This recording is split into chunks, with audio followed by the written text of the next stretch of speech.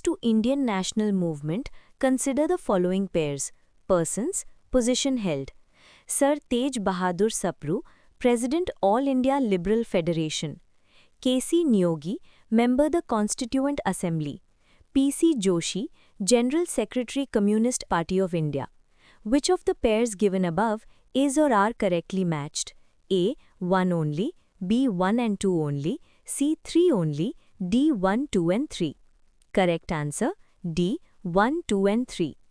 देखो ये क्वेश्चन थोड़ा डिफ़िकल्ट लग सकता है क्योंकि इसमें 3 अलग-अलग लोगों के बारे में पूछा है, पर मैं तुम्हें एक-एक करके समझाती हूँ ताकि तुम्हें याद रहे। सबसे पहले बात करते हैं सर तेज बहादुर सप्रू की। ये कांग्रेस के नेता थे, लेकिन जब गांधी जी ने नॉन कोऑपरेशन मूवमेंट यानी असहयोग आंदोलन शुरू किया तो इन्हें वो तरीका पसंद नहीं आया। इन्हें लगता था कि हमें कानून के दायरे में रहकर फाइट करनी चाहिए, सड़क पर उतरकर नहीं। इसलिए उन्होंने कांग्रेस छोड़ दी और अपनी एक अलग पार्टी बनाई जिसका नाम था ऑल इंडिया लिबरल फेडरेशन, और वो इसके प्रेसिडेंट भी बने।